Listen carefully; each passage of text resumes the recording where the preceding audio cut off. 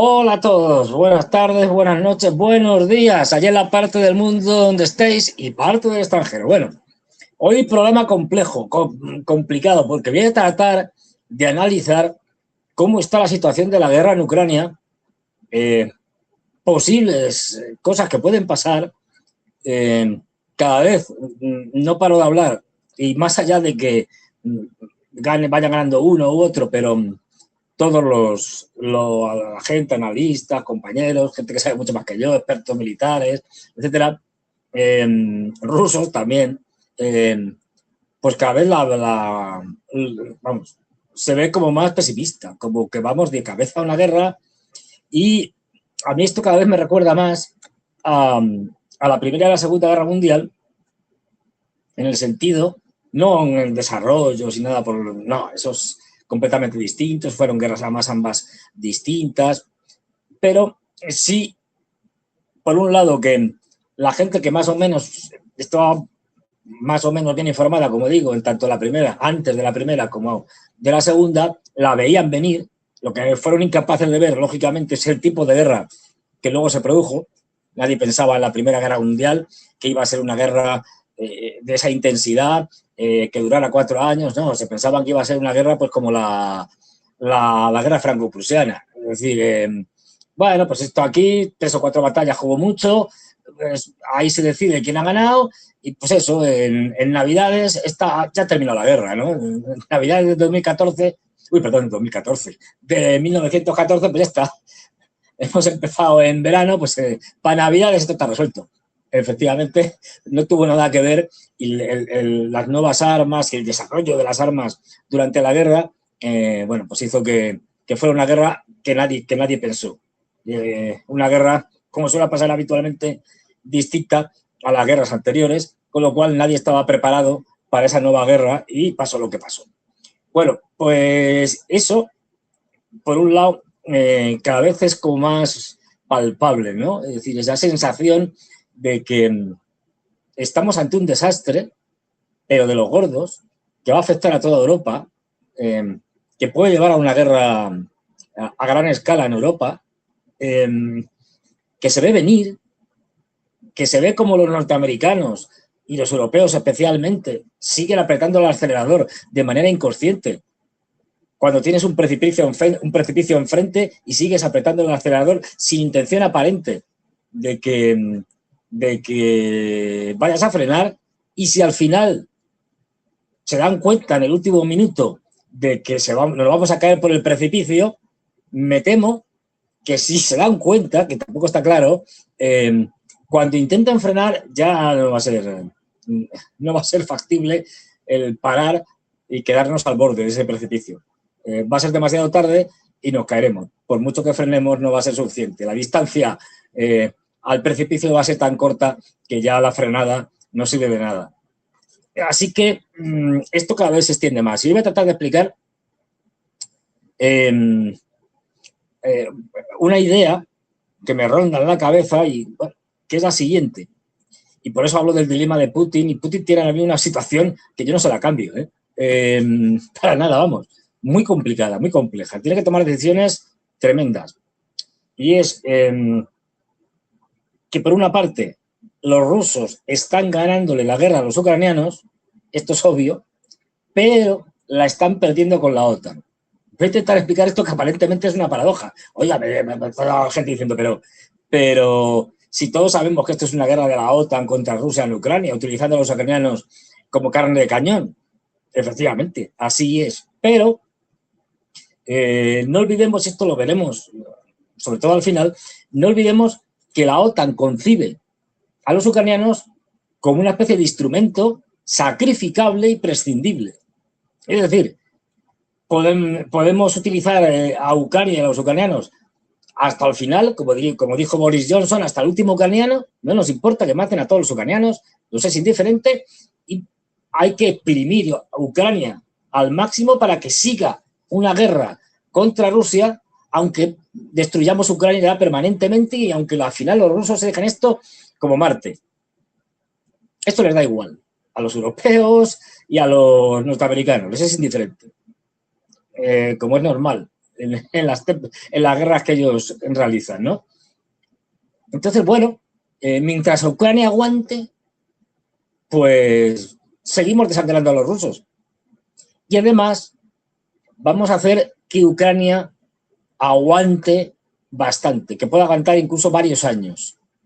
Y ahora vamos a entrar en todo esto. Pero primero, vamos a unas palabras que dijo ya Putin hace más de una semana, si mal no recuerdo, y a partir de ahí, en un fragmento, haremos un pequeño análisis y de ese pequeño vídeo, porque lo que dice es importante y dice cosas que nos revelan cómo está la situación en el Kremlin y en Rusia. Así que vamos a poner el vídeo y luego lo comento un poco. Porque, como digo, las cosas están en... Es un vídeo en el que Putin dice, destaca... Ahí está el vídeo. Удары по нашей гражданской инфраструктуре наносятся не только для того, чтобы нанести нам какой-то ущерб, хотя и это, думаю, для противника важно, но и для подпитки информационной кампании. И, может быть, если быть более точным, даже не кампании, а информационной операции, как части противоборства с Россией. Как минимум с целью породить у нас неуверенность в себе, в наших силах, а еще лучше довести до раскола в российском обществе и заставить Россию приостановить хотя бы на какое-то короткое время наступление наших войск на линии боевого соприкосновения и создать условия для начала переговорного процесса на выгодных для себя, то есть для нашего противника условиях. Мы не дадим им такого шанса. Тем более, и это важно, все эти террористические вылазки никак не влияют на ситуацию на фронте. Вот это принципиальная вещь. Все удары, куда бы они ни наносились по нашей инфраструктуре, они абсолютно не влияют на положение на фронте, на линии боевого соприкосновения. Bueno, pues aquí lo hemos visto. Fijaros que la mayor parte del tiempo Putin está haciendo referencia, no, lo que quieren estos ucranianos y tal es, con estos ataques que están haciendo en la profundidad, la retaguardia, en la profundidad rusa, fundamentalmente, pero no solo, en muchas cosas, pero fundamentalmente las refinerías, bueno, no, esto lo que quieren es, bueno, generar una guerra informativa, dividirnos, que la gente pierda confianza en el gobierno, que vea que esto está mal, Y yo creo que ahí Putin, que es muy hábil, lo que está es intentando paliar una verdad que dice en un determinado momento y que pasa por encima de ella y luego la dirige a otra cosa que también es verdad, pero que para mí es secundaria, por lo menos ahora. Me explico. Empieza diciendo, bueno, sí, claro, lo que quieren los ucranianos es debilitarnos, que perdamos la confianza en nosotros mismos, etcétera, aunque hay que reconocer que, bueno, pues entre sus objetivos sí está el debilitarnos, digamos, económicamente, es decir, debilitarnos en nuestras infraestructuras, etcétera. Y luego rápidamente pasa por eso y ya empieza a decir todo el tema de la desinformación, dividir a la sociedad rusa, etcétera. Eso por el momento no está pasando, por el momento. Con lo cual, Putin está aquí diciendo, hay que estar prevenidos ante esto que... No, por el momento no es eso. Por el momento es en lo que Putin ha reconocido, pero que ha pasado de puntillas porque sabe que es el verdadero problema actualmente, no el intento de los ucranianos para dividirnos a través de una campaña de desinformación. No. Es que hemos experimentado en estos últimos meses un cambio drástico en la guerra. Y hay dos partes, dos elementos, simplificando mucho, claro, pero bueno. Uno, lo que es el frente de batalla en Ucrania, y otro, la guerra, el intercambio de ataques con drones y misiles entre ucranianos y rusos en la retaguardia profunda de ambos países. A ver, retaguardia profunda entendiendo distancias ya de gran magnitud, porque Rusia, pues, al ser el país más grande del mundo y encima con una forma alargada, pues es que no hay, su retaguardia profunda es inalcanzable, ¿no? Se llama Vladivostok. Pero bueno, la parte europea, etcétera, y no solo europea. Y esos son dos elementos en los que lo que yo percibo, por lo que he estado analizando y ahora veremos, en uno están ganando los rusos, que es en el frente terrestre, digamos, en la línea, aunque no solo es terrestre, pero bueno, en la línea del frente, en el campo de batalla, a un ritmo lento. Ahora, este verano, han empezado a pisar un poco el acelerador, cosa que, bueno, ya les valía. Además, con un problema de que Rusia, desde el principio de la guerra, ha tenido objetivos, o sea, tiene un objetivo claro, pero luego la forma de implementar esos objetivos ha sido muy errática. Hemos atacado una cosa, luego dejamos de atacarla y atacamos otra distinta, y luego hacemos lo contrario y volvemos a atacar la primera. No ha habido una coherencia. También hablaré ahora de esto. Así que en principio separamos dos partes. Lo que es el frente de batalla y lo que son los intercambios de ataques de misiles y drones entre rusos y ucranianos. Y ahí está una de las claves, que es que los ucranianos han incrementado de una manera brutal su capacidad para lanzamiento de drones, hasta el punto que ya están superando a los rusos en cantidad de drones lanzados en profundidad, no de estos de los que hay en el frente, que también han aumentado, pero bueno. Y eso es debido a un problema que tiene Rusia de difícil solución. Y es que mientras que la producción de drones en Rusia pues se hace en Rusia, la producción de drones que antes se hacía en Ucrania, cada vez se hace menos en Ucrania y ya se hace casi toda o la mayor parte en Europa. Es decir, que los europeos se limitan a fabricar en su propio territorio y luego les pasan unos drones que se pueden desmontar y lo pasas con una facilidad fabulosa, empiezas en el maletero de tu coche prácticamente, y que luego los puedes montar en pequeños talleres que son dificilísimos de eliminar. Puedes atacar, como se está haciendo ahora, las grandes industrias, ¿no? Pero si te lo dan todo hecho y lo único que tienes que hacer es montarlo, pues eso lo puedes hacer en casi cualquier lado. Entonces, esto es un problema al que Rusia se enfrenta, que va increciendo porque la capacidad de producción de los europeos es cada vez mayor. Han tardado, quiero decir. También los europeos, es decir, después de hacer un montón de incrementos en todo tipo de armamento, que si los tanques, los Leopard, que están los Challenger, no sé qué, los norteamericanos, los Abrams, luego que si los aviones, los F-16, tal. Ya al final se han dado cuenta, en 2026, han tardado, de que esto ya se ha convertido, hace al menos 2 años y medio, en una guerra de drones. Y por fin alguien se le ha extendido por ahí la bombillita y ha dicho, oye, pues en vez de mandarles esto, que son cosas carísimas y que cada vez tienen menos importancia en la guerra actual, si lo que hacemos es producir drones a mansalva, pues va a ser como mejor. Entonces, pues sí, pues qué buena idea y tal. Y es lo que están haciendo. Y esto está empezando a tener repercusiones graves, y ahora las analizaremos. Primero porque, a pesar de todas las tonterías que nos cuentan aquí, el ejército ruso, que tiene oficialmente 1,5 millones de soldados, y en esto coinciden tanto las fuentes ucranianas como las fuentes rusas, es decir, lo que decía Putin y lo que ha dicho Sirski, el jefe de las Fuerzas Armadas ucranianas, números redondos, ahora mismo en la guerra de Ucrania hay unos 700.000 hombres, 700.000 soldados rusos, en diferentes cosas muy distintas, quiero decir, pero bueno. Y a partir de ahí, los ucranianos es difícil saberlo, pero puede tener en el mejor de los casos 400.000. Cada vez tienen mayores problemas de efectivo. Esto no es nuevo, de efectivos, es decir, de hombres. Lo que pasa es que estos agujeros que se le producen, estos problemas que están teniendo con la pérdida de hombres y la incapacidad para sustituir sus pérdidas y, por lo tanto, tener cada vez menos soldados, lo están paliando en gran medida, llenando esos huecos donde ya no pueden meter soldados, para entendernos, o pueden meter menos porque ya no tienen muchos, lo están paliando con drones.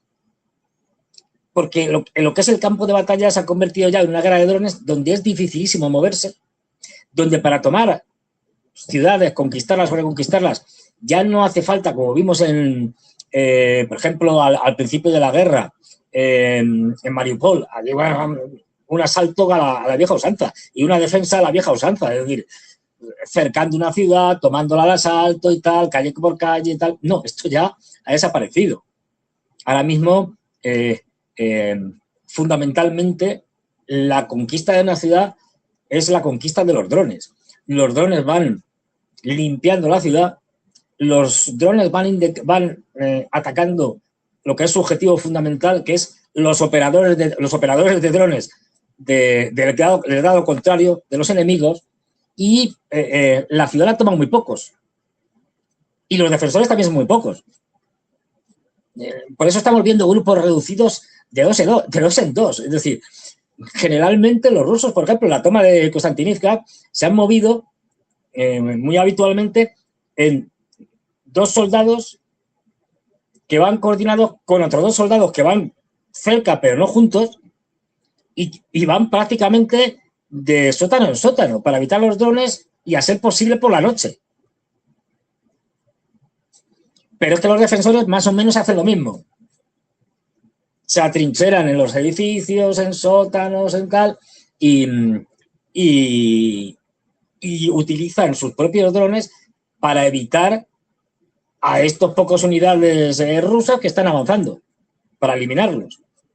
Es decir, que la guerra ha cambiado completamente y ya, si bien es importante, siempre lo es, la cantidad, el número de efectivos, los ucranianos han podido paliar eso con la ayuda de los europeos. Es decir, los ucranianos ya solo ponen los hombres, es decir, cada vez menos, pero solo ponen los efectivos. Todo el armamento ya se lo daban los europeos, incluidos los drones, aunque muchos son de fabricación ucraniana, o sea, de origen y diseño ucraniano, pero ya cada vez más, ya digo, fabricados en Europa.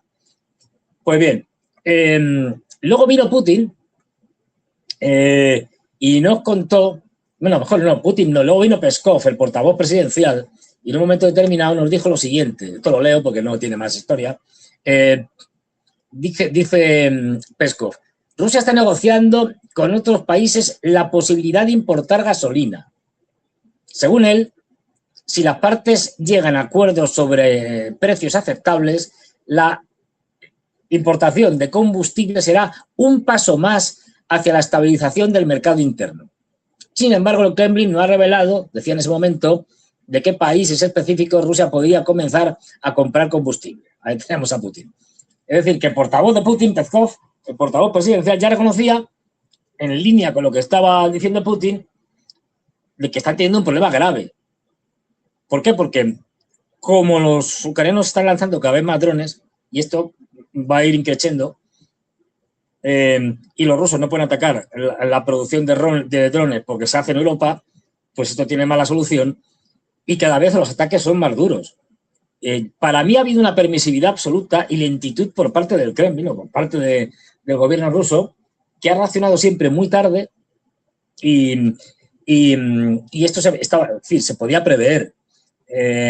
Se pudieron hacer cosas más duras, más definitivas, cuando empezó la guerra de drones de largo alcance, que los ucranianos lanzaban 4 drones y llegaban a Belgorod y poco más, es decir, muy cerca de la línea del frente, a lo que estamos viendo ahora. Y es que están golpeando muy duramente, las cosas como son, están golpeando muy duramente el procesado, es decir, el refinamiento del petróleo ruso.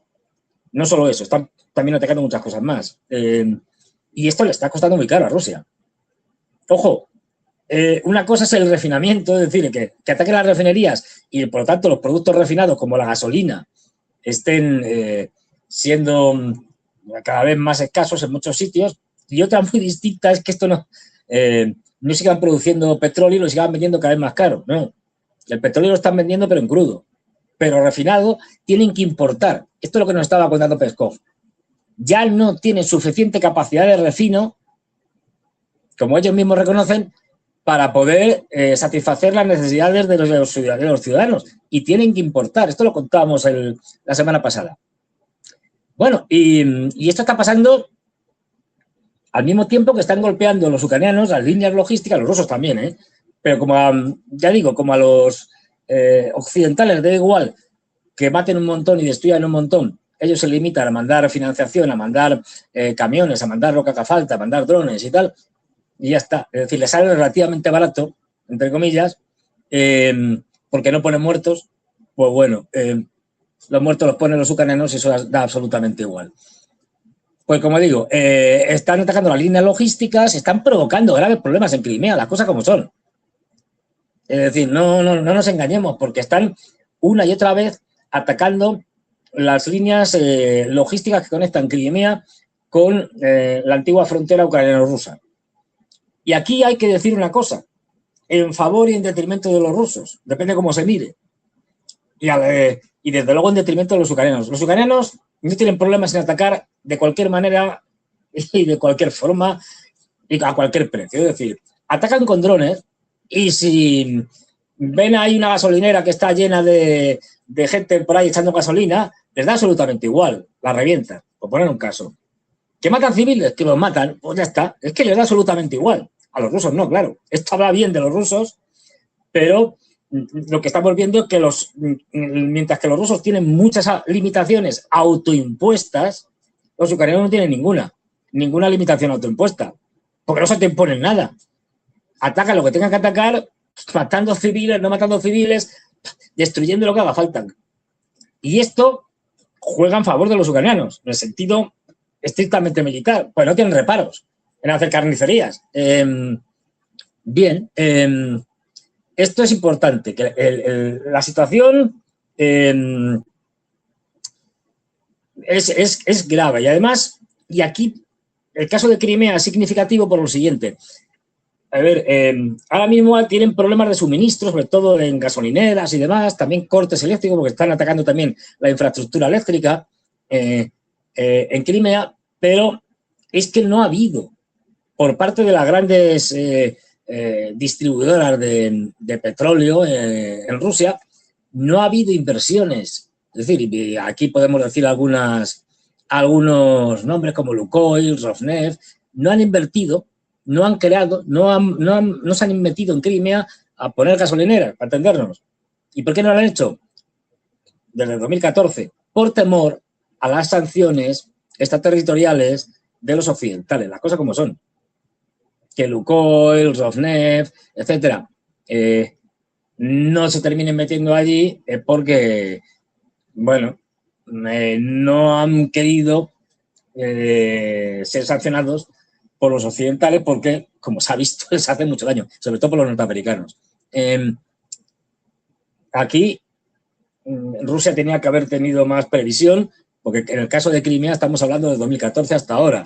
O sea, ahí han tenido tiempo para hacer más cosas. Y eso no solo va para las petroleras y tal. Bancos, el primer banco del país, Sberbank, abrió su primera sucursal en Crimea. O sea, imaginaros, yo qué sé, aquí en España, pues el Banco Vizcaya o Santander, algunos de estos, de los grandes. Bueno, pues aquí el más grande, Sberbank, no abrió su primera gasolinera en Crimea, hasta el 2023, desde 2014. ¿Por qué? Pues debido a las sanciones. Y porque no olvidemos, en el caso además de Sberbank, su jefe, Hermann Gref, pertenece a los que están en contra de la guerra, es un liberal y lo que quiere es reconciliarse con Occidente y le importa 3 pimientos el resto. El nombre ya lo dice todo, Hermann Gref, mucho de alemán en ese nombre y muy poco de ruso. Pero bueno, sigue ahí, puesto... en Rusia los cambios en los puestos importantes se producen o por defunción o en muy raras ocasiones, ¿no? Es decir, y generalmente con una patada hacia arriba. Es decir, como pasó con el desastroso ministro de Defensa, pero amigo personal de Putin. Me acuerdo ahora. El actual Belousov, que hizo una purga de de corruptos, de generales corruptos, que acabaron muchos de ellos en la cárcel, que eran amiguetes de Sergei Shoigu, que no me acordaba de Sergei Shoigu. Y bueno, pues estos son todos los problemas internos que en Rusia cuesta. Yo entiendo que Putin ahí tiene que moverse con pies de plomo porque hay muchos intereses creados de por medio y no puedes mover a cualquiera, sobre todo a los grandes pesos, de cualquier manera. Y aparte que el tipo es bueno, mantiene un círculo de gente más o menos supuestamente fieles y no los mueve, ya digo, casi nunca, muy raras veces. Y esto a veces se nota. De hecho, ya ha empezado a enmendar la cosa, pero para un futuro diciendo que los próximos dirigentes de Rusia no tienen que ser estos, los que están ahora con él. Tienen que ser los que salgan de la operación militar especial. Es decir, gente además que hayan padecido la guerra, como soldados, etcétera, y por lo tanto esos son el futuro de Rusia, no todos estos, que junto con él serían el pasado. Esto lo dice él, con toda la razón del mundo. Bien, vamos a lo siguiente. Según Reuters, Rusia había comenzado ya a importar gasolina de la India. Esto que decían antes que no sabía de dónde, pues bueno, de la India por vía marítima para mitigar las consecuencias de la escasez de combustible causada por los ataques de Ucrania a la infraestructura energética. El medio, Reuters, señala que se ha enviado al menos 60.000 toneladas de gasolina de la India a Rusia y se enviarán 2 petroleros con cargamentos de 30.000 y 40.000 toneladas cada uno. Además, indica que Rusia planea importar 400.000 toneladas de gasolina mensualmente de diferentes países. En verano, cuando la demanda de combustible es alta, el consumo de gasolina en Rusia es de al menos 110.000 toneladas por día. Luego, esto no es más que un mero paliativo. Están buscando por otros más sitios y seguro que lo van a conseguir sin especiales problemas. Pero, ojo, el que estén haciendo esto ya denota que tienen un problema y serio. Y que ese problema verá más, no verá menos. Otra noticia en la misma línea. Kazajstán proporcionará a Rusia 50.000 toneladas de gasolina en forma de ayuda humanitaria. También informa Reuters. Los suministros de AI-92 y AI-95 comenzarán en julio-agosto, afirma la agencia citando fuentes. Y posteriormente nos sale la noticia de que el viceprimer ministro de Rusia, Alexander Novak, ordenó a los petroleros, o sea, a los barcos, que aseguren suministros adicionales de combustible para satisfacer rápidamente la demanda interna. Esto en una reunión del Gabinete de Ministros. En la reunión sobre el mercado de combustible se prestó especial atención a la situación en la región de Irkutsk y en el territorio de Transbaikalia. No están ni cerca de la línea del frente, pero esto ya te da una idea. Y que zonas que están muy alejadas, en Siberia, ya estén teniendo este tipo de problemas. Y luego nos encontramos, posteriormente, nuevamente otra noticia sobre también, en este caso también sobre Kazajstán. Recordemos que son países limítrofes y por lo tanto es relativamente fácil que le suministren petróleo, gasolina, lo que sea. Dice, Kazajstán ha permitido a los conductores rusos llenar el tanque sin restricciones. En Kazajstán, el Ministerio de Energía de la República ha dado su autorización oficial. Se puede llenar el combustible solo en el tanque del automóvil. Está prohibido llenar bidones y otros contenedores. Los precios son los siguientes. Bueno, tal, 40 rublos, tal, 52, tal. Diésel tanto, 55 rublos. La decisión se tomó en medio de un aumento en el número de automóviles de Rusia en las estaciones de servicio de las zonas fronterizas de Kazajstán. Esto que ha sido siempre una cosa muy habitual. Y además ellos no tienen pertenecen a la Unión Económica Euroasiática y por lo tanto, en teoría no hay problemas fronterizos, no hay fronteras, no hay aranceles, etcétera. Con lo cual, para ellos es muy fácil pasar y si no tienen allí, pues pasan a Kazajstán. Bueno, pues Kazajstán viendo que lo normal es que permitan a los rusos que vayan a su país a llenar el tanque, ha dicho, bueno, pues que lo llenen sin restricciones, que lo puedan llenar a tope, pero sí, lo que no vamos a permitir es una cosa que ya se está haciendo en Rusia, que está prohibida, es llenar bidones y revenderla. Esto da una idea de que el problema no es pequeño.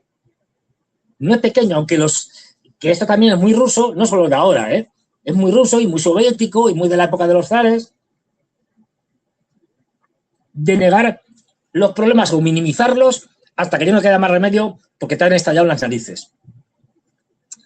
En fin, hay siempre esos problemas de que la información no termina de ir al ritmo y a la velocidad que tenía que ir y no termina de ser lo suficientemente amplia. Pero bueno, y en esta situación estamos cuando viene Putin en una, lo visteis ahí vestido de militar y tal, hace unos días, y estas cosas, pues en alguna, como se suele decir, en alguna parte del frente, ¿no? Se reunió con Gerasimov, con el jefe del ejército ruso, y con los generales que están al mando de las operaciones en los diferentes sectores del frente, le dieron el típico informe y tal, y bueno, pues la información que salió más o menos es la siguiente. Claro, todo esto suena también a propaganda, basándose en unas cosas que son reales, pero a propaganda para que se vea que el general en jefe está al mando y sale vestido allí, tal, que vamos ganando, que acabamos de tomar Konstantinivka, que es cierto que acaban de tomar Konstantinivka, pero bueno, deja muchas preguntas. ¿Qué es lo que nos vienen a contar? Dice, pues, desde el comienzo del año de 2026, las Fuerzas Armadas de la Federación Rusa han liberado 133 asentamientos y más de 3.000 kilómetros cuadrados, señor Vladimir Putin. Claro, lo de los 133 asentamientos seguro que es verdad, pero es que asentamiento es un término aplicable a una gran ciudad como Konstantinivka o a una aldea. Y de esos 133 asentamientos, la mayoría son aldeas muy por debajo de los 1.000 habitantes. Claro, y algunas tienen 2 calles con 4 casas. Entonces, no es lo mismo meter en el mismo grupo pues a pequeñas aldeas que a ciudades como Konstantinivka o como el año pasado cuando se tomó por Krops o cuando se tomó o se terminó de tomar la misma a ver si lo pronuncio bien la que está en el frente en Kharkov ahora no me acuerdo el nombre ahora me acordaré, pero da igual. Es decir, bueno, ciudades que tienen ya, o que tenían antes de la guerra, varias decenas de miles de habitantes, como mínimo. Bueno, claro, entonces esto queda muy bonito, pero dicho así, es como no decir nada. Lo de los 3.000 kilómetros cuadrados, hay gente incluso favorable a Rusia que lo ponen en duda. Pero bueno, ahora lo veremos con un dato. La liberación de la República... Esta es otra. Yo no sé si no se dan cuenta de que hacen el ridículo. Volvió a decir Putin. La liberación de la República Popular de Lugansk se ha completado totalmente y las unidades de las Fuerzas Armadas de Ucrania continúan siendo neutralizadas en territorio de la República Popular de Donetsk, en Zaporille y en la región de Kherson. La creación de una franja de seguridad en las zonas fronterizas de las regiones de Kharkov, Sumy y Dnipropetrovsk en Ucrania se está llevando a cabo según el plan. Vamos a entrar en esto que dijo Putin. A ver, Putin, al menos que yo recuerde, y esto es el problema de los generales, una cosa, esto también les pasa a los ucranianos y peor todavía, es que los informes se falsean. Es decir, y las malas noticias nunca se dan. Con lo cual, al final, hay un problema de gestión de la información grave. Esto, ya digo, viene de época de los zares. Bueno, pues cuando se dice que hemos liberado completamente Lugansk, es que ya lo ha dicho 5 o 6 veces en los últimos años. Lugansk está prácticamente liberada desde 2022. Es verdad que lo que queda es ridículo, es insignificante. Es ser un 1%. Son 4 aldeas aquí, 4 aldeas allá. Que da igual, que dan absolutamente igual. Pero claro, no puedes repetirte cada cierto tiempo diciendo que ahora ya hemos liberado la República Popular de Lugansk. Completamente. Pues quedas en ridículo. Porque no es verdad. Sigue habiendo pueblos que están en manos de los ucranianos. Que son, ya digo, un 1% del territorio y son 4 pueblos y 4 aldeas. no me cuentes lo mismo que me has contado el año pasado, donde también se volvió a liberar completamente la República Popular de Lugansk. Y es que la ya hizo 5 veces o 6. Entonces, si ya no vuelvas a decirlo porque pierdes credibilidad en una cosa que además no te va a ningún lado. O sea, no vuelvas a marcarte, o sea, no puedes marcarte un éxito, el mismo éxito varias veces. Ahí lo tenemos. Varias veces. Y como veréis ahí, pues hay 4 aldeas por ahí, pero si ya has dicho que has liberado por la República de Lugansk, pues dilo prácticamente. Es decir, ya está, quedan 3 aldeas, no lo vuelvas a decir porque si siempre estás liberando la República de Lugansk, queda como ridículo. Es decir, no, pues ya la han liberado. Ya sabemos que quedan ahí 3 aldeuchas, como lo señalaba Santiago. Bueno, ¿y qué? Que no van a ningún lado. Pero no vuelvas a decirlo. O sea, no puedes atribuirte el mismo éxito varias veces consecutivas. Solo una. Bien. Esto por un lado. Y luego nos dice que, bueno, las unidades de las Fuerzas Armadas, tal, de la República Popular de Donetsk, Zaporilla y la región de Kherson, y que se creará una franja de seguridad en las zonas fronterizas de las regiones de Kharkov, Sumy y Dnipropetrovsk, que se está llevando a cabo según el plan. Yo no conozco el plan, obviamente. A mí, personalmente, desperdiciar fuerzas en Sumy no le veo el más mínimo sentido. Ahora mismo, desde hace varios meses ya, se está creando ni siquiera lo que fue producto del resultado de la derrota de los ucranianos en Kursk, derrota de los ucranianos en Kursk, que lleva a que en esa retirada de los ucranianos y en ese avance de los rusos se traspase la frontera, la antigua frontera entre Ucrania y Rusia y se tomen una zona al norte de Sumy. Bien, vale. Que se hubiera seguido ampliando esa zona me parece bien, pero que se esté tomando en torno a toda la frontera entre Rusia y Ucrania aldeas, que es lo que está haciendo, tomándose aldeas y pequeñas zonas forestales, desperdiciando recursos en crear una zona de amortiguación que no te va a servir absolutamente para nada, porque esto no va, la zona de amortiguación la tienes que crear al final, no ahora. Cuando has ganado la guerra dices, no, uy, va esto, un momento que estoy viendo que esto, un segundo, es que estoy viendo que me quedo sin batería, vale, ahí, a ver si vuelve. Vale, ahora tengo que... perdonar, que es que estaba viendo, he puesto a cargar la batería y este cable está hecho una porquería. No puede ser, esto es el pobre, no.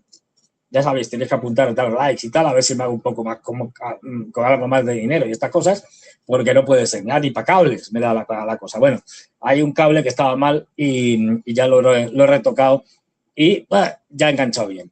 Bueno, pues como estaba diciendo, pues, claro, es decir, ¿qué haces perdiendo el tiempo y unidades y esfuerzos y armas y gente allí, en Sumy? ¿Vas a hacer alguna operación? No, si no puedes, no tienes capacidad para hacer operaciones en profundidad con una guerra de drones. Ahí nos lo muestra Santiago. No sé, es decir, yo no lo entiendo. No lo entiendo. Cuando no has explotado, por ejemplo, el frente de Yulapole, que una vez tomado Yulapole se avanzó en términos de esta guerra con bastante rapidez y aquello se terminó parando. No sabemos por qué. Lo que decía, hay un problema que no se entiende bien de constante cambio, digamos, de tácticas primero dedico un esfuerzo tremendo a un sector, pero ahora, y no estoy diciendo que no se aproveche la debilidad de un sector, es decir, si un sector está más débil del enemigo, pues lo aprovechas. Entonces, cambias para aprovechar esa situación de debilidad. Pero cuando estás ganando en un sitio y tu enemigo está en retirada, ¿por qué lo estancas? Y te vas a hacer otras cosas. No se entiende. Aquí no se entiende. Bueno, ya digo, Putin aquí nos sigue contando una película que a mí no termina de caudelarme. Bueno, pues siguiendo con el tema de las refinerías, Putin ha autorizado, esto es una noticia de hace también unos días, a las refinerías a mezclar gasolina para hacer frente a la crisis de combustible. Los productores, según la nueva ley, pueden tomar gasolina directa de un octanaje de hasta 60 octanos obtenida durante la primera refinación del petróleo y añadirle aditivos para obtener un octanaje alto. Esta producción es mucho más sencilla que la de A92 y A95. Algo que definitivamente la mayoría pensábamos, esto ya lo cuenta el comentarista, que era inimaginable hace años atrás, hoy sucede. El comentarista es ruso, ¿eh? O sea, no estamos hablando de... porque la noticia es en ruso, está traducida. Bueno, la población se está dando cuenta de la situación, de que les ha llegado la guerra. Y no solo a las zonas fronterizas, que eso les llegó la guerra casi el primer día, sino a zonas muy en profundidad, como ahora veremos. Bueno, pues ya digo, hizo el paripé este de reunirse con Gerasimov allí en una zona, pues eso, como si fuera un búnker, con tal, no sé qué, con camuflaje y tal. Bueno, sí, muy bien, pero y luego estamos con lo de que dice, cuantos más ataques intente lanzar el enemigo contra nuestros objetivos civiles, mayor zona de seguridad tendremos que crear en el territorio colindante. Sí, de acuerdo. Esto ya lo he dicho hace tiempo, ¿eh? Esto ya lo dijo el año pasado. Aquí sale, en el paripé este, que, bueno, pues, tal, no sé qué, hace unas declaraciones pero bueno, lo único así más o menos interesante, Putin también ordenó continuar los ataques masivos contra la infraestructura del complejo militar industrial de Ucrania y advirtió sobre posibles incursiones de sabotaje, tal. Bueno, ¿qué han hecho hasta ahora? Que estamos en el 5º año. Es lo que decíamos antes. Empieza la operación militar especial, fue un desastre, es decir, fue una trampa que le tendieron los norteamericanos, a la que Putin cayó, pero además cayó mal preparado. Porque si caes bien preparado, te puede salir bien. Pero mandaron, según las fuentes, entre 120 y 140.000, 150.000 hombres a hacer una invasión monstruosamente grande por el territorio y por la frontera, 1.300 kilómetros de frontera de Ucrania, que fue un desastre. A partir de ahí, de ese desastre, más es tontería, ¿eh? No fue que obligaron a los ucranianos a... No, lo que pasa es que los ucranianos se asustaron y no quisieron seguir con una guerra que había empezado Rusia, que fue un desastre. Y esto me lo han contado los rusos, ¿eh? No me lo han contado los antirrusos, me lo han contado los rusos muy rusos, los rusos de Rusia. No puedo decir más. Fue un desastre. A partir de ahí, bueno, Rusia intenta llegar a un acuerdo con los ucranianos, pero como los ucranianos ni pintan ni cortan en estos temas, pues ya los occidentales, que lo que habían conseguido, lo que querían, que era sangrar a Rusia y romperla. Otra cosa es que desde el punto de vista económico, a través de las sanciones, no solo no pudieran romper a Rusia, sino que pasara el efecto contrario, claro, que terminaran rompiendo Europa. Pero esa es otra historia. Pero como digo, ahí tenían ese problema. Y a partir de ahí llega el general Surovikin después del desastre, porque no tenían suficientes hombres. Se meten en una aventura sin tener suficientes capacidades de efectivos humanos. Bueno, pues porque pensaban que esto con un susto, un fracaso de la inteligencia rusa monstruoso, que esto con un susto el ejército de Ucrania no iba a salir corriendo y iban a firmar lo que fuera, y no fue así. Bueno, pues después de que pierden una parte de Gerson, que no explotan un avance inicial, Gerson se tomó en un día. Cuando empieza la operación militar especial, Gerson se tomó en un día. Porque no hubo resistencia. Se llegó hasta Nikolaev. Nikolaev estuvo medio semicercada. Bueno, pues en vez de aprovechar ese éxito estratégico brutal, se siguió con el plan sin ninguna flexibilidad y al final se tuvieron que retirar de Nikolaev y posteriormente de Gerson. Gracias a que el general Surovikin hizo una retirada modélica y después de que debido a la falta otra vez de efectivos, los ucranianos en Kharkov les echaran más allá del Oxil y más allá del otro, no me acuerdo del otro, el otro río que hay por detrás, donde más o menos pudieron estabilizar la cuestión. Bueno, a partir de ahí tienen que hacer lo que no querían hacer, porque les daba mucho miedo. Mucho miedo porque podía haber protestas y podía haber problemas, como de hecho los hubo. Se reclutaron aproximadamente 300.000 soldados porque hacía falta efectivos, urgentemente.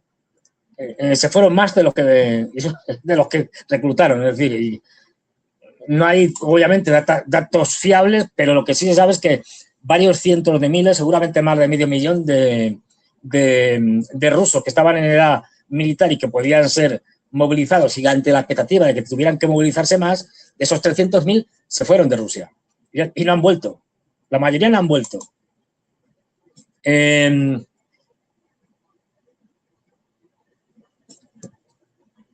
Esto, lo de los efectivos ha logrado, como digo, paliar, y ahora tienen una cantidad notable y se sigue aumentando, pero no para hacer grandes operaciones y menos con una guerra de drones, que esto ha cambiado muchísimo.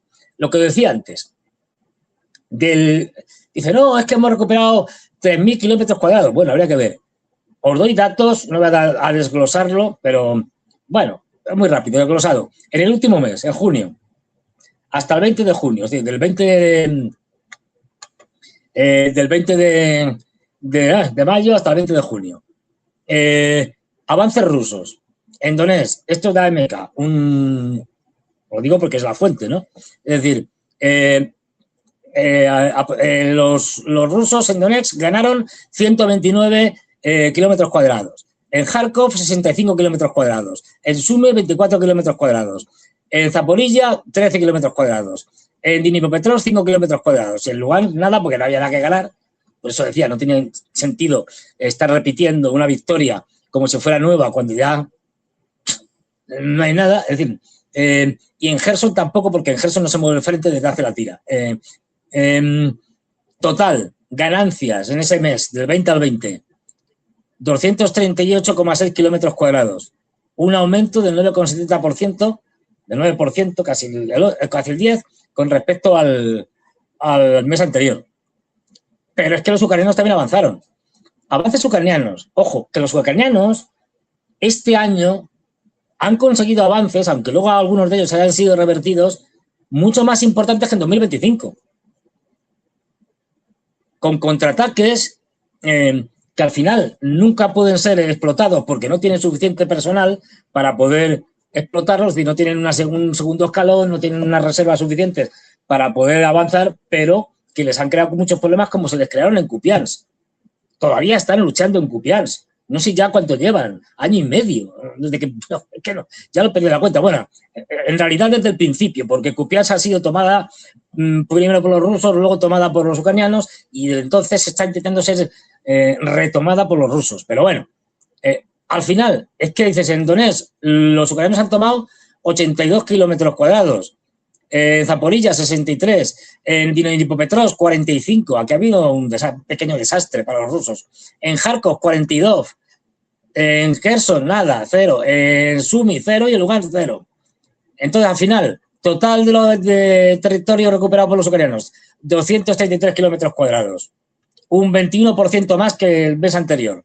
Si restas lo que han tomado unos y lo que han tomado otros, ¿qué te sale? ¿Cuáles son las ganancias netas de Rusia en el último mes, de 20 de mayo a 20 de junio? 5,5 kilómetros cuadrados. Con un descenso de 78,84% con respecto al mes anterior. Lo que no es verdad. Claro, dicen, no, hemos recuperado. Sí, pero es que los ucranianos también han recuperado. Luego, cuando restas, no te sale. En algunos sitios sí que hay avances muy notables, pero es que en otros hay pérdidas. Entonces, bueno, esto quería también dejarlo claro, ¿no? Que, claro, está dando una información que, como es parcial, es falsa. Y luego nos encontramos, bueno, esto, otra vez, las famosas negociaciones con los falsos mediadores norteamericanos. Los norteamericanos le están saliendo a Trump, pero porque de casualidad, la jugada estupendamente. Porque están haciéndose pasar por los mediadores, al final no están mediando nada, siguen sangrando los rusos, porque no olvidemos, Ucrania sigue en la guerra por Estados Unidos, fundamentalmente, porque aunque los drones se los den mayoritariamente los europeos, también los norteamericanos, por ejemplo, los Hornet. Pero es que es la inteligencia norteamericana la que hace todo posible. Sin esa inteligencia, sin los satélites, etcétera, Ucrania no dura ni 2 semanas. Pero ni 2 semanas. Bien. Aquí otra vez, 2 elementos que simplemente pongo en claro. El interés norteamericano, y por eso los norteamericanos hacen esta falsa mediación, que los rusos evidentemente saben que son parte combatiente, no son mediadores, pero bueno, hacen el paripé, quieren a ver si hay suerte y los norteamericanos rebajan la ayuda a Ucrania en el conflicto, porque están, a pesar de que haya alguien en la campaña electoral dijera, no, vamos a cortar la ayuda a los ucranianos, son mentiras, no se la han cortado. La han rebajado un poco en algunas cosas, en otras no. Por otra parte, una colaboración que yo entiendo perfectamente de que tengan interés los rusos, una colaboración y que tienen mucho interés los norteamericanos desde el punto de vista económico y en la explotación de tierras raras, de yacimientos de gas y petróleo en el Ártico, etcétera, etcétera. Bueno, pues en la conversación esta que tuvieron Putin y Trump a instancias de Trump, pues hablaron de estas cosas y pues siguen manteniendo la idea de la falsa mediación de los norteamericanos y de la negociación, y han dicho que Witkoff y Jared Kushner, ya veis, van a volver a ir a Rusia, tienen que fijar fecha y tal, pues para seguir hablando de esto. Bueno, yo creo que esto no da más de sí, quiero decir, y si quieres seguir haciendo el paripé con los norteamericanos, bueno, pero los norteamericanos son los principales culpables de que te estén de la guerra y los que están sosteniendo en última instancia la guerra. Entonces, tienes que hablar, y esto cada vez se está viendo más en Rusia, cada vez hay más gente que mira a Irán y está diciendo, así es como había que haberlo hecho y como que hay que hacerlo ahora, no como lo estamos haciendo. O sea, hay que golpear a los norteamericanos y a los israelíes se les golpea, que es el único lenguaje que entienden. Entonces, a estas alturas, ya después de más de un año, año y medio, de estos jueguecitos de que si negociamos, no negociamos, cuando todos sabemos que no va a ningún lado, aquí Putin tiene que dar un golpe en la mesa. No lo va a hacer, ya lo digo. Porque al final, y hay una cosa que es fundamental, es que, y yo creo que es una de las claves para entender lo que está pasando, es que Putin, y con razón, tiene, con razón, pero eso no quita para que no tengas alternativas, tiene mucho miedo a un enfrentamiento con la OTAN. Porque si hay un enfrentamiento con la OTAN le gana. Salvo que tienen de armas nucleares, que es justo lo que no quiere. Pues, obviamente, con buen criterio, porque abrir la caja de Pandora, pues se sabe lo que sale, pero a partir de ahí ya no puedes predecir nada, no puede pasar cualquier cosa. Pero, por ejemplo, lo que decimos de retraso, llevan haciendo desde el año pasado ataques cada vez mayores y en profundidad con drones, los ucranianos, y ahora van y te cogen una idea que es absurda, o sea, que es, vamos a coger a la policía municipal, a los de tráfico, para combatir los drones. Como mejor se está combatiendo a los drones es estilo Mad Max, no vale coña. Es decir, es una camioneta con la parte de atrás libre, en plan pick-up de estas, y allí montas una ametralladora ligera y con esto te cargan los drones, que suelen ser muy lentos, mejor que con cualquier otra medida. Ojo, esto es así. Pero claro, utilizar a la policía de tráfico para esto, no, dejen que la policía de tráfico haga su función y cree pequeñas unidades de defensa de lugares estratégicos, que esto lo puedo hacer con voluntarios o incluso con reservistas, etcétera, porque no entran ni al frente ni nada por el estilo y es relativamente poco peligroso, pero no con estos. Es decir, no. Otra vez el problema de no queremos que la gente termine de sentir o de creer o de saber que están en una guerra de verdad. Bueno, pues es una cosa, pues sí que estáis en una guerra de verdad. De hecho, ahora veremos una cosa en este sentido que es reveladora. Claro, y es que lo que hablamos, Estados Unidos, es que es clave. Tienes que terminar presionando a Estados Unidos. Porque si presionas a Estados Unidos, te cargas a los europeos en última instancia. Y uno de los muchos elementos que se han visto en estos últimos días, se sabía ya, pero bueno, ha habido fotos y tal. Las terminales de Starlink están, como veis aquí veis a los municipales aquí con las ametralladoras, tipo Mad Max. Es decir, pues esto deja a los municipales que se encarguen del tráfico, que bastante atascado está Moscú, y pon unidades de reservistas, contratados, etcétera, que además es una manera suave de incorporar a la gente a funciones militares que no son, digamos, muy peligrosas o son muy poco peligrosas. Pero bueno, es decir, son estas cosas de los rusos que, en fin. Luego, terminales Starlink, pues claro, si es que lo que ya se sabía, se ha visto, ahí lo veis, que, bueno, ahora vamos con esto. Terminales Starlink muy rápidamente, que los propios drones ucranianos las llevan ya incorporadas, con lo cual lo van guiando. Es decir, el propio dron ya no solo una terminal en tierra y tal, sino el propio dron lleva una terminal arriba y lo van guiando directamente. Chao, esto o le dicen a Estados Unidos, mira, o cortas esto, o la liamos parda, o si no, no lo van a hacer. Elon Musk no lo va a hacer. Ahí lo vemos. Mira, esa cosa cuadrada, ¿la veis? Pues eso, es una terminal receptora. Ahí con dos antenitas y tal. Bueno, pues eso es una terminal receptora. La que lleva ahí. Bueno, claro, con esto lo guías por cualquier lado, porque los satélites te van dirigiendo porque Rusia es un territorio muy grande. Entonces, aunque tengas un sistema antiaéreo que es el mejor del mundo, es imposible cubrirlo todo. Es que no es viable. Y la manera que tienen los ucranianos de llegar a los sitios es justamente porque a través de Starlink, a través del GPS, a través de los satélites norteamericanos, les van guiando por las zonas donde ellos detectan que no hay unidades antiaéreas. Claro. Bueno, pues vamos a lo siguiente.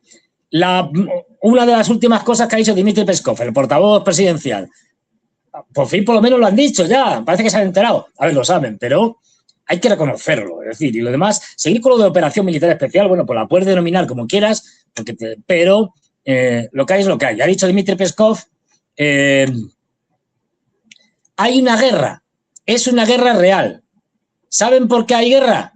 Porque todo comenzó como una operación militar especial. Continúa como una guerra porque detrás de Kiev están Berlín, París, La Haya, Oslo y lamentablemente Washington, porque les ayudan a apuntar a través de sus satélites y a dirigir armas extranjeras contra nuestros objetivos a través de toda su infraestructura.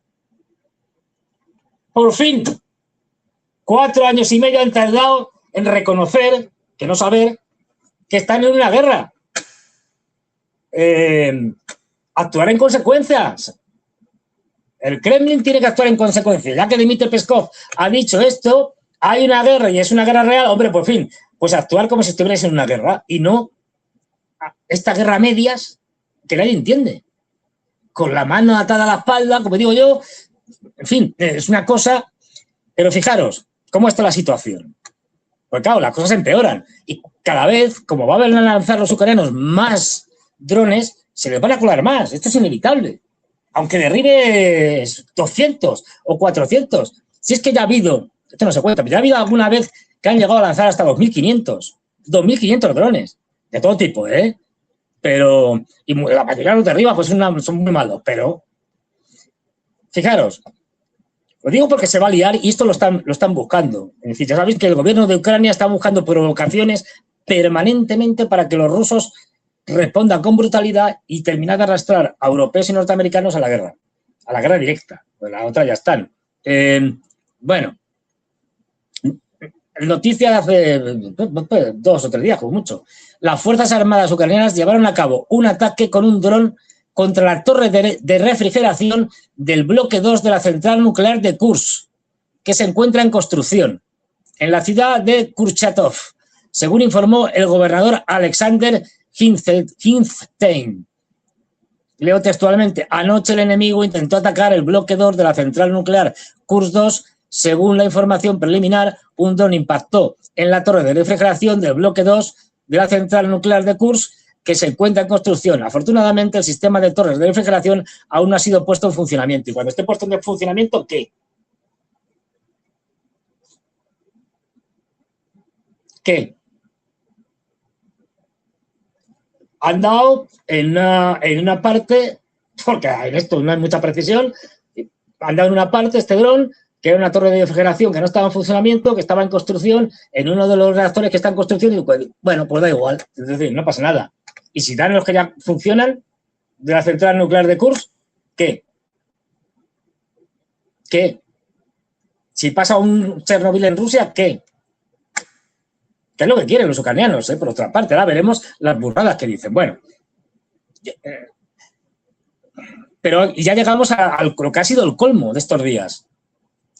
Los drones ucranianos llegaron hasta la refinería de petróleo de Omsk. No sé si puede ser, bueno, aproximadamente 2.500 kilómetros de la frontera. 2.500 kilómetros de la frontera. Que es que creo, si mal no recuerdo, más o menos, a lo mejor me equivoco, pero de Madrid a París creo que hay 1.000. Aproximadamente. Si fueras en línea recta, claro, como tienes que ir atando, pues hay más. Pero a Omsk, es que no sé si puedes poner por ahí, cuando pueda Santiago, para que se vea dónde está Omsk. Que no estamos hablando de Belgorod o de Rostov del Don, que están al lado. ¿Dónde está Omsk? OMSK, Omsk, que yo lo pronuncio mal. Pues atacaron una refinería de petróleo en Omsk, que es la más grande de Rusia. La más grande de Rusia, con una capacidad de procesamiento de 21 a 22 millones de toneladas de petróleo al año. Ya se permiten esto. ¿Respuesta de Rusia? Ninguna. ¿Qué hicieron? Por lo que no quedaba más remedio que hacer. Y ahí hay vídeos. Además, para evitar esto, pues salió los aviones más modernos que tienen, los Su-57, y se pegó un avión AWACS, de tipo AWACS, que es el A50U, que es como el AWACS ruso, para que nos entendamos. Estos aviones te permiten, desde el aire, controlar todo lo que se acerca, sea tuyo o del contrario. El problema es que la diferencia de la OTAN, los AWACS, este tipo, fíjate, aquí lo podéis ver. Fijaros dónde está Omsk, que lo enseña perfectamente Santiago. Ahí está Ucrania, la línea del frente y tal, Moscú está por aquí, y esto está a tomar por saco. A tomar por saco. ¿Os dais cuenta de hasta dónde están llegando ya los drones ucranianos? Bueno, pues, y atacando la principal refinería de Rusia, que no han podido proteger. Porque, claro, a pesar de que han llevado aguas y tal, pues ya la habían atacado para repeler el ataque a la refinería de petróleo de Omsk, pero evidentemente las medidas adoptadas fueron totalmente insuficientes. El problema es que no hay suficientes aguas, quiero decir, ni de lejos. De hecho, la OTAN tiene mucho más aguas que Rusia, pero con diferencia. Cuando digo la OTAN, digo todo. Los aguas que tiene la OTAN, propiamente dichos, son muy antiguos, pero bueno, y los que tiene Estados Unidos y los que tienen diferentes países europeos, miembros de la OTAN. Claro, esto...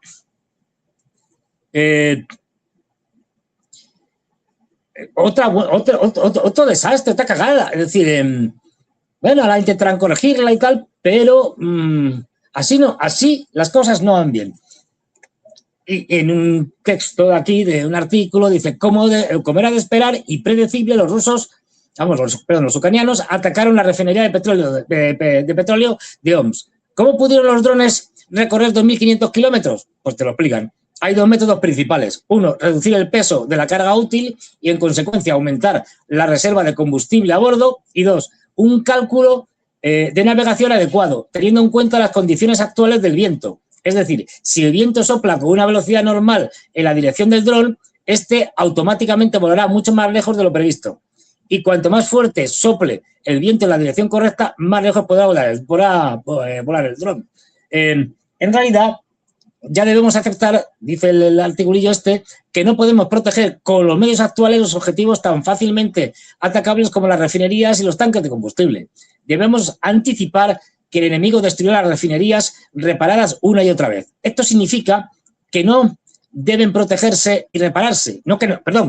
Esto no significa que no deban protegerse y repararse, pero debemos pensar en escenarios en los que no tendremos refinerías móviles compactas y subterráneas, submarinas, subacuáticas, etcétera. Bueno, espaciales. Dice, no lo sé, pero esto no va a suceder.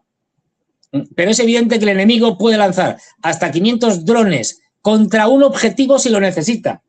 Actualmente, Ucrania puede lanzar hasta 500 drones contra un objetivo si lo necesita. Y esto lo está diciendo una fuente prorrusa.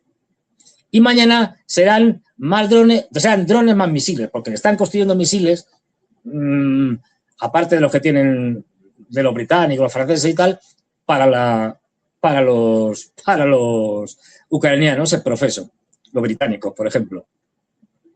Es evidente, sigue diciendo el articulillo, que los derivaremos todos, incluso, lo digo con ironía, incluso en el despegue, varias veces. Pero estos malditos restos ya se sabe, llegan de todos modos. Es decir, lo derribas y cae un resto y te destroza la refinería. Está en modo irónico criticando a su propio gobierno. Por lo tanto, debemos volver a calcular los escenarios actuales. Creo que nuestros socios comerciales rápidamente calcularán los costes y nos impondrán precios del petróleo tan altos que nos cansaremos de comprarlo en las cantidades necesarias. Y, en consecuencia, decidir cuántos caballos debemos producir este año y cuántas carreteras debemos construir el próximo si los escenarios son desalentadores. Es decir, prever que esto va a seguir y tiene difícil solución.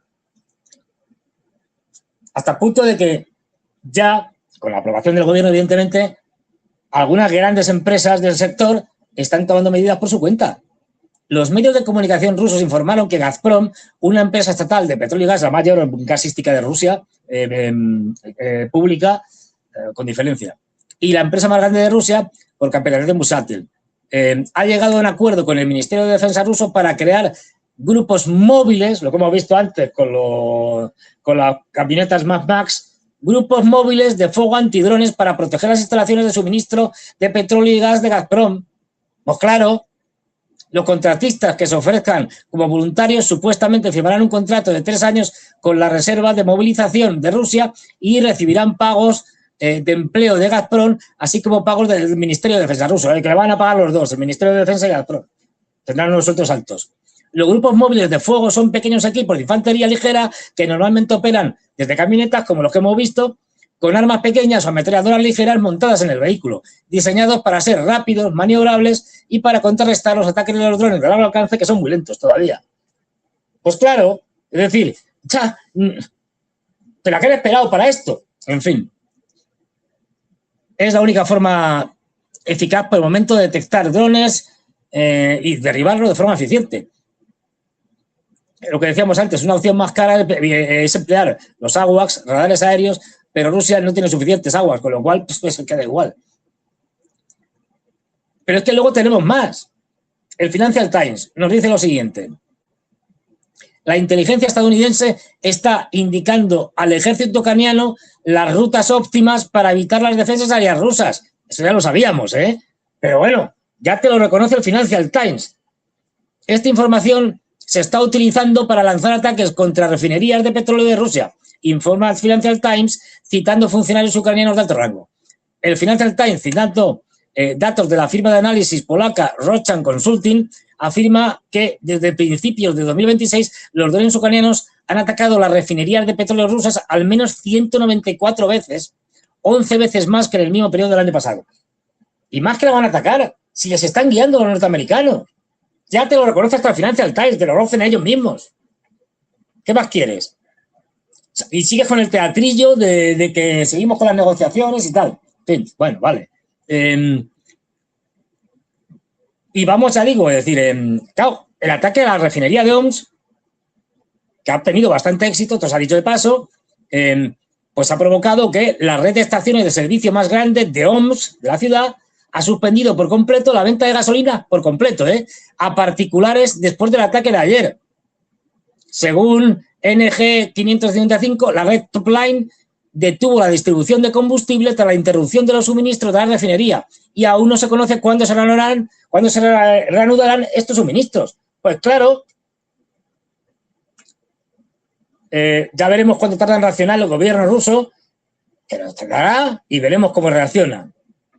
Aunque una cosa que se va a grabar y no puedes hacer un intercambio de golpes desigual, ya lo explicaremos. Hoy, esto yo creo que ha sido hoy o ayer, es decir, Ucrania, creo que ayer, Ucrania atacó el gasoducto principal de la región rusa de Belgorod, está al lado de la frontera, que estaba ardiendo en esos momentos. Es que no solo son refinerías, son un montón de cosas las que están atacando. Hemos pasado en el 2025, en el que Rusia producía más drones que Ucrania, a que Ucrania esté ahora produciendo más drones en Europa, pero produciéndolos que los rusos. Y la penúltima, aquí vemos el pepinazo que le han pegado al gasoducto, que está ardiendo por los 4 costados. Y que no me venga Putin a decir que, bueno, que esto sí, son cosas que pasan, y bueno, pero que no son graves porque nuestro ejército sigue avanzando sin problemas en el suministro de combustible. Ya, si el ejército no tiene problemas en el suministro de combustible, pero la población sí. Y como que pierdas el apoyo de la población, que no es el caso por ahora. Pero es que veamos otra vez la pasividad y hacer la guerra a medias de los rusos. Hoy hemos visto, lo penúltimo, drones ucranianos atacaron petroleros rusos en el mar de Azov. Los barcos sufrieron daños de diversa gravedad, pero los más graves se desataron incendios. Además de ellos, también fueron atacados un ferry y un buque de carga seca. Y si uno se fija, ¿dónde está ardiendo? ¿Dónde le han pegado? 8 buques civiles, granaderos y tanqueros rusos atacados ayer por la noche con drones FP-1 ucranianos. Y como se ve ahí, ¿dónde han atacado los ucranianos? En el puente, que no es lo que hacen los rusos. Atacan al puente, que es donde están los oficiales, o el capitán o el segundo de a bordo. Y destrozas. Míralo, ahí se ve bien. ¿De dónde atacan? Al puente de mando. Esto los rusos no lo hacen, porque ¿cómo van a atacar al puente de mando, hombre? Pero, ¿qué estamos haciendo? Fijaros lo que dice, y esta es la clave de todo, o una de las claves de todo. Lo que dice un periodista ucraniano en la televisión ucraniana, la barbaridad que va a soltar. Sentaros cómodamente y tal, porque lo que dice tiene tela. Lo que va a decir Bogdan... Тактична ядерна зброя моделювали, це позитивний сценарій для України, а не негативний, як би це жахливо не звучало. Ви моделювали навіть і моделювали і це, да, моделювали і це. Це прискорювач закінчення війни і розпаду Росії. Тактична ядерна зброя моделювали, це позитивний сценарій для України, а не негативний, як би це жахливо не звучало. Ви моделювали навіть і моделювали і це, да, моделювали і це. Це прискорювач закінчення війни і розпаду Росії. ¿Pero ha visto? El colega algo dice, no, sí, aunque fueron simulaciones, pero está muy bien que simulen un ataque nuclear en territorio ucraniano y ojalá lo hicieran. Es un escenario positivo, porque claro, si lanzan una bomba atómica, esto pondrá a los europeos y tal, este chiflado, es decir, a los europeos de más de nuestra parte, los norteamericanos entraron y tal, estamos en manos, bueno, no estamos, están los ucranianos en manos de una panda de chiflados que les importa un bledo. Su propia población son una panda de corruptos infames, sinvergüenzas, ladrones y psicópatas, hay un poco de todo, es decir, que con tal de neonazis nacionalistas, que con tal de fastidiar a los rusos están dispuestos a que sean arrasados. Con cuentas que impresentable. Pero fijaros, aquí hay una entrevista ni más ni menos que con Budianov, que como sabéis es el jefe del GUR, es decir, de la inteligencia militar. Un tipo especialmente siniestro.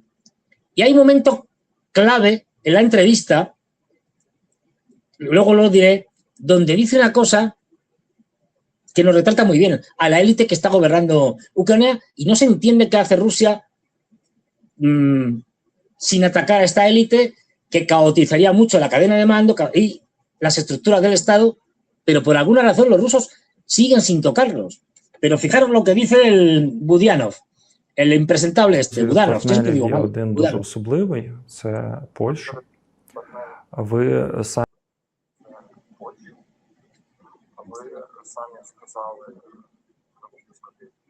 можливо, близько тижня тому, що якщо не зупинити там подальшу ескалацію, то, можливо, пік буде ще попереду. Він точно буде попереду. Тут нема великої таємниці. У нас, ну скільки там, трошки більше тижня лишилося, і буде 11 річниця, число. річниця Волинської трагедії. З тієї інформації, якою я володію, вони готують цілу низку, ну, як на мене, повторюю, знову ж таки, незрілих ескалаційних кроків. Тому, вочевидь, все це зараз продовжиться. Наскільки загрозливою ви вбачаєте цю історію в практичній, прагматичній площині? Не відібрання ордену, а перейменування чогось в щось, кластери, допомога, Дивіться, прагматика. я ж застосував термін незрілість. Отак я це і бачу. Україна, Але знову ж так. повторюсь, Україна не сприйме ультиматумів ні від кого в цьому світі. Останній, хто намагався поставити нам ультиматум, це Російська Федерація. Ну, без образи Польщі, ну вона трошки потужніша, ніж Польща. І ми його все одно не прийняли. Да, важко, да, погано, крові багато. Але навіть їх ультиматум ми не прийняли. То чому хтось думає, що ми приймемо щось інше від іншої сторони? Ультиматум з нами розмовляти не треба. З українського боку, чи може щось бути зроблено для ескалації, чи ми робимо все і так? Ну, якщо ми визнаємо, що хтось робить незрілі кроки, нащо нам відповідати, не відповідати, а робити хибні кроки наперед? Зроблять свій, побачимо, будемо відповідати. Мовчати ніхто не буде. Не те, що мовчати, а мовчки сидіти мається на увазі. Тут, як і в великому контексті війни, як ви сказали, буде наростання ескалації, потім деескалація. Тут теж таке варто очікувати. Пікова ескалація завжди веде або в катастрофу, або в деескалацію. Я сподіваюся, що ми підемо в деескалацію. Fijaros, lo importante aquí no es el conflicto, pongo el contexto muy rápido, el conflicto que tienen desde hace ya varias semanas polacos y ucranianos por el tema en la Segunda Guerra Mundial de las matanzas en Volhynia. Por eso está hablando de que ahora se va a cumplir el aniversario dentro de una semana y por tanto se van a hacer actos en Polonia reivindicando bueno, pues, las víctimas de Volhynia. La matanza de Volhynia es más o menos, en la Segunda Guerra Mundial, los ucranianos, el ejército insurgente ucraniano, los banderistas, para que nos entendamos, de Stefan Bandera y compañía, de Sujovic, etcétera, bueno, pues hicieron una matanza de aproximadamente unos 100.000 polacos y judíos, civiles todos, niños y mujeres. Ahora esto lo han reactivado los polacos para echárselo en cara a los ucranianos, porque los ucranianos acaban de traer los restos de un antiguo, que estaban en Bélgica, de un antiguo carnicero de la matanza de Volhynia, de uno de los jefes banderistas, y lo han enterrado con honores en Ucrania. Pues bueno, como es un régimen neonazi heredero de los banderistas y de los neonazis ucranianos de la época, pues claro, ¿qué esperaban? A partir de ahí se ha montado una devolución de condecoraciones y tal, que es lo que está hablando, y digamos, un incremento en las recriminaciones de unos y de otros. Bien, esta es la parte folclórica, en el sentido de que esto pues tampoco es... Los polacos necesitan escenificar este tipo de cosas como con respecto a los ucranianos para marcar líneas rojas, etcétera.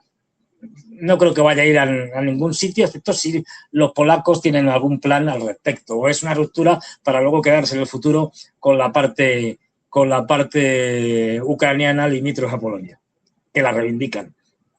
Bueno, la cuestión aquí es, lo importante es cuando dice, en plan chulesco, no, pero si mire usted, los polacos no son quienes para decirnos nada y para dar los ultimátums.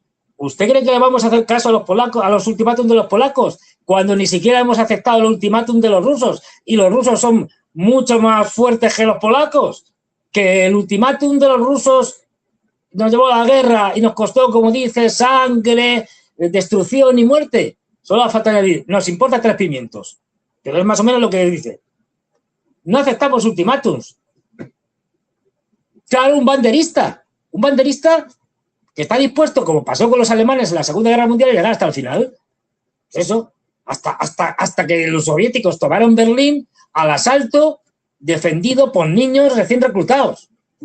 Porque la guerra estaba perdida, porque ya aquello no tenía ningún sentido, pero hasta el final. Estos tíos van a ir hasta el final, pero no porque estos tíos sean especialmente fanáticos de lo suyo. Pero yo creo que la mayoría son una panda, hay de estos, ¿eh?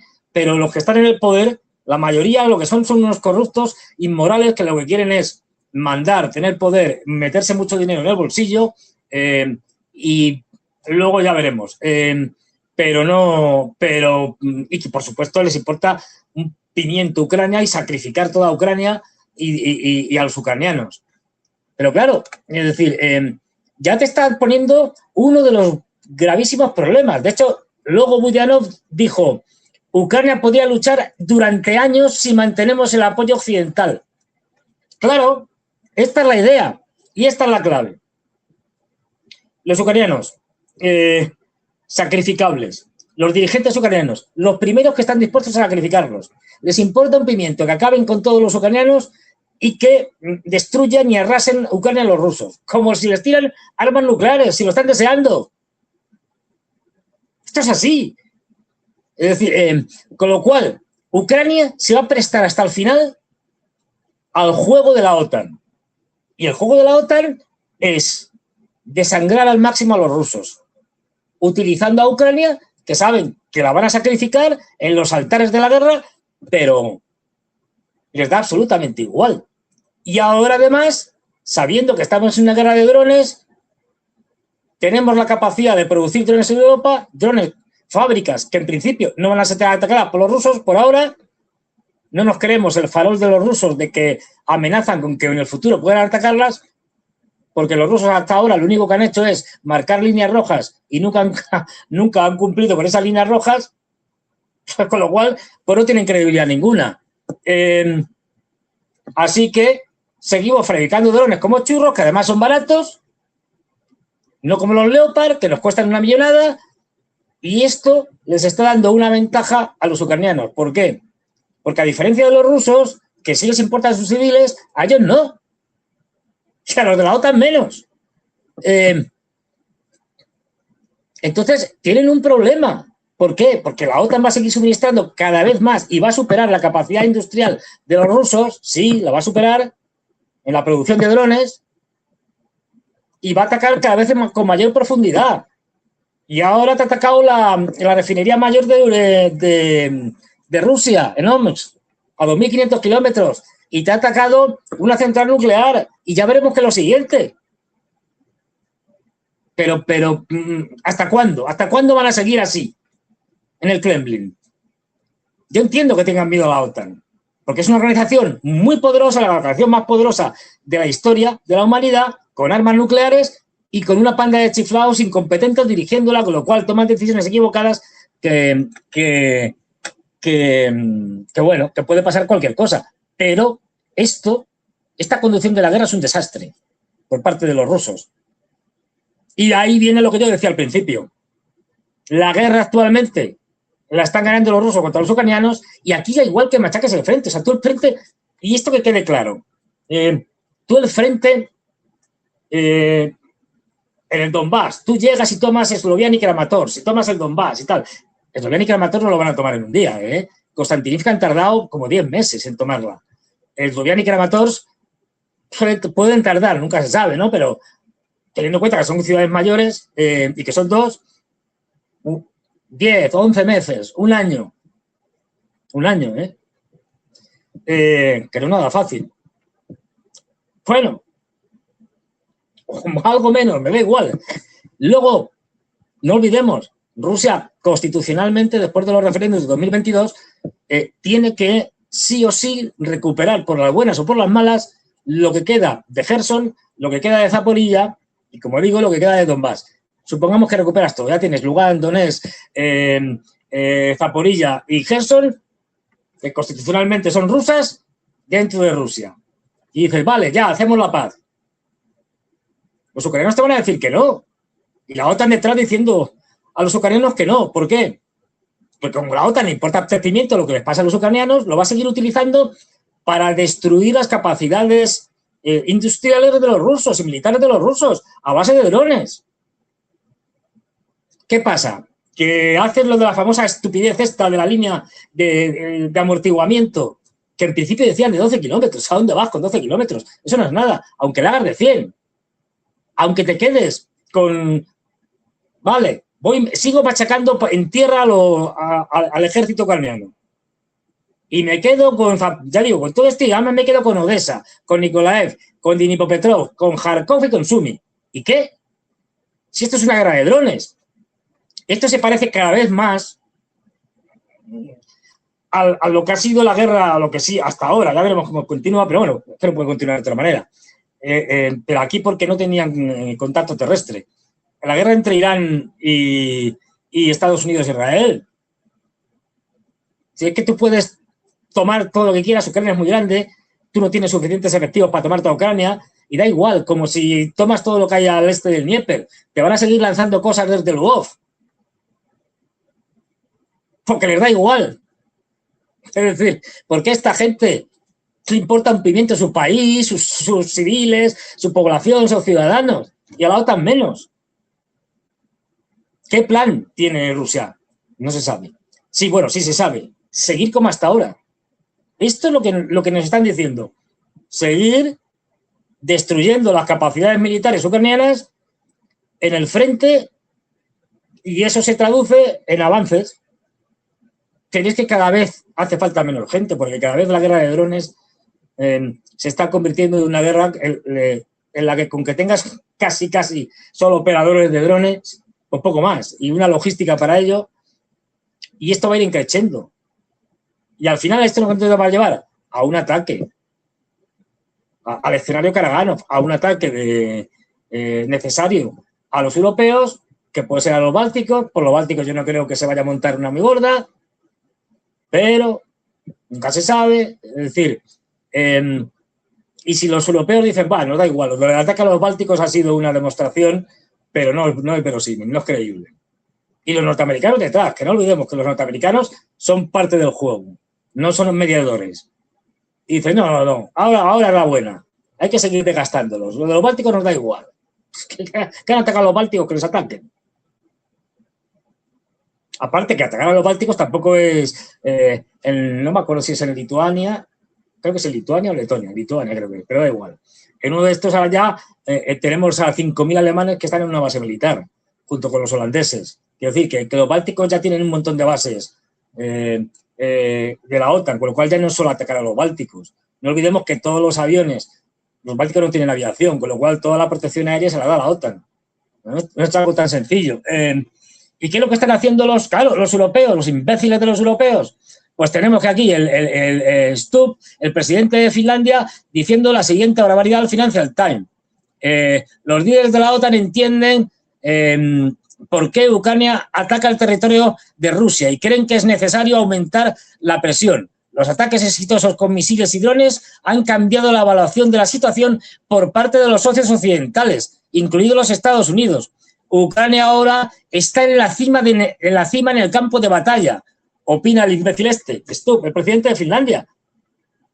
Hay que desalentar estas posturas ya, y poner en su sitio a los norteamericanos, como han hecho los iraníes, y sobre todo a los europeos, a estos idiotas. Pero es que siguen, es decir, ahora mismo la OTAN, que se reúne, ¿hoy qué día es? Hoy y mañana, el 7 y el 8, pues ya estaba anunciando una prereunión antes de la reunión de jefes de Estado, el secretario general Mark Rutte, el impresentable en el foro de la industria de la defensa, en Ankara, se reúnen en Ankara, pues el paquete de iniciativas.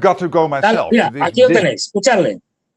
And you are right on time because I've got to go myself. This building, many in this building are now moving out to Ankara.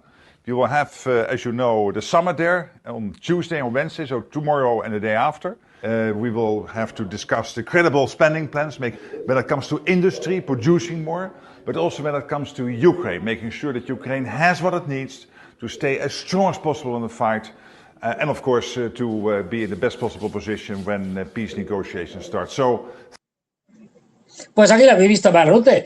En la OTAN ya están aprobando paquetes de dinero, de compra de armamento y tal, para esto, para apoyar a los ucranianos a fabricar más drones. Hay que parar a esta gentuza. Hay que pararlos ya.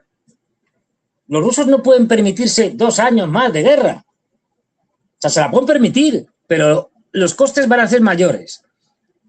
Y fíjate lo exultantes que están diciendo, no, si ahora ya con lo de los drones, por fin nos hemos dado cuenta que esto es como que había que hacer la guerra.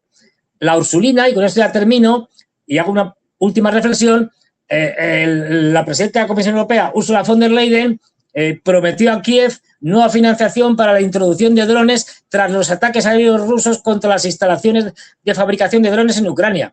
La semana pasada proporcionamos los primeros 4.000 millones de euros de un paquete de 9.000 millones de euros para fortalecer la defensa de Ucrania con tecnología avanzada de drones.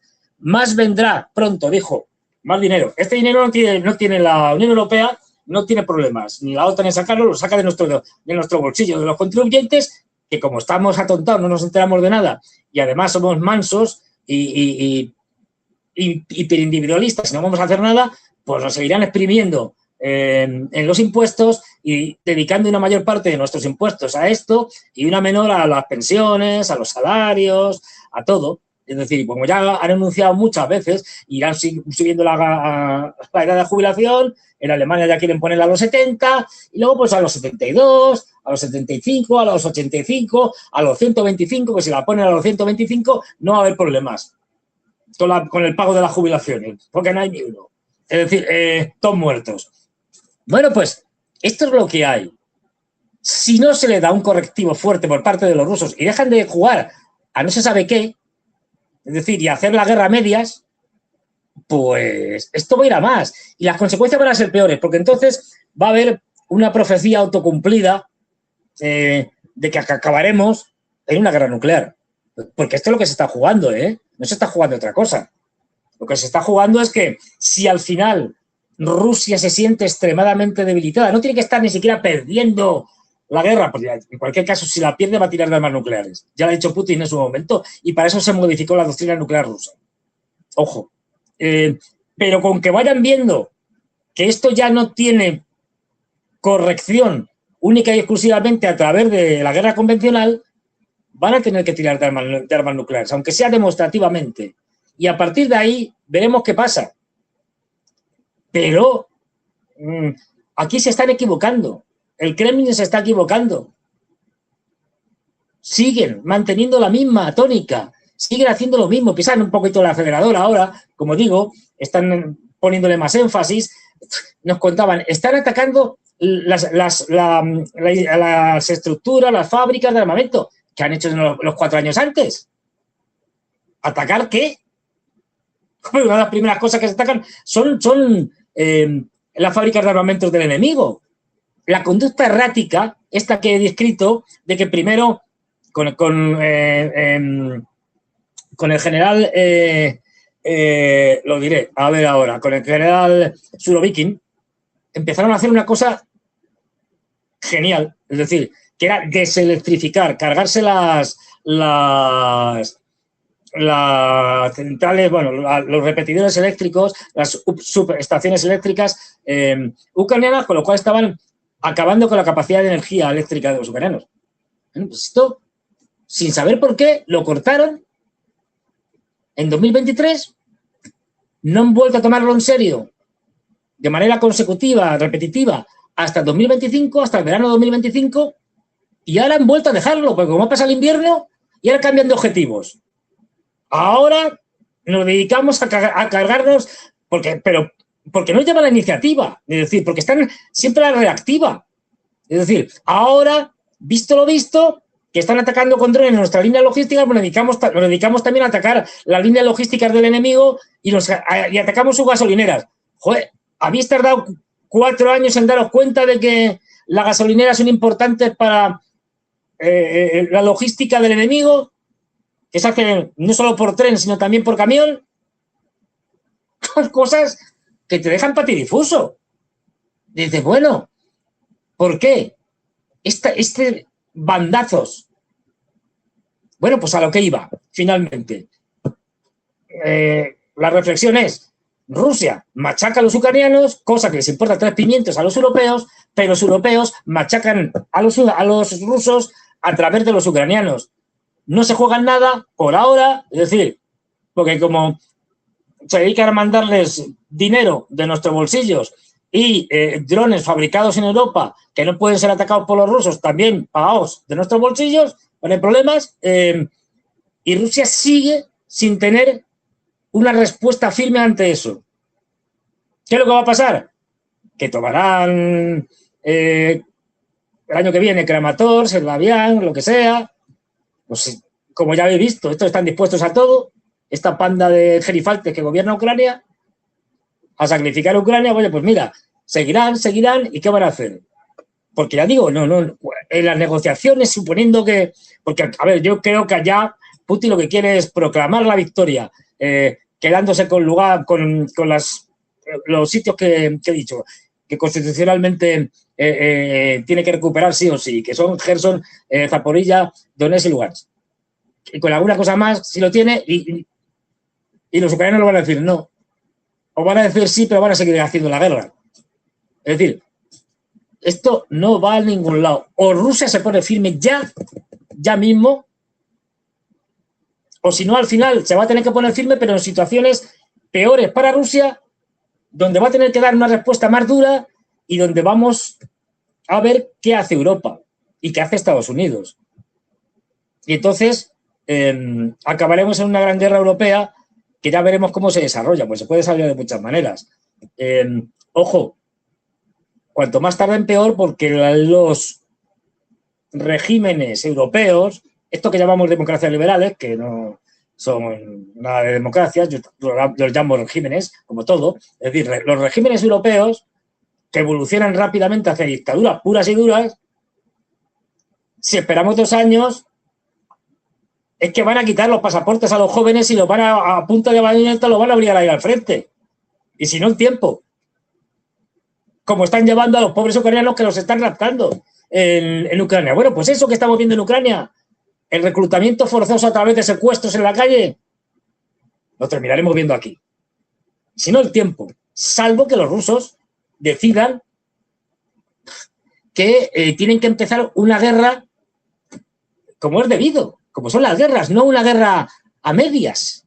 ¿Qué es esto de una guerra a medias? Bueno, pues esto es lo que quería contaros. Vaya rollo que os he soltado. Seguiremos hablando de todo esto porque la situación es gravísima, esto puede acabar como Rosario La Lora, no, lo siguiente. Y ya sabéis, likes, muchos likes. Hay tiempo para preguntas, que se me va la olla. Lo que tú me digas, Santiago, mientras tú me dices likes, compartir, ya sabéis, amigos y enemigos, fundamentalmente los enemigos que se enfadan más, y luego lo de poner cosas así, tal, escribir, este calvo pesado, qué barbaridades dice y tal, y que esto es fundamental. Y seguimos hablando, pero ya mismo, pues mañana miércoles con Ezequiel. Mañana mucho más. Venga, me voy. Hasta luego, chao.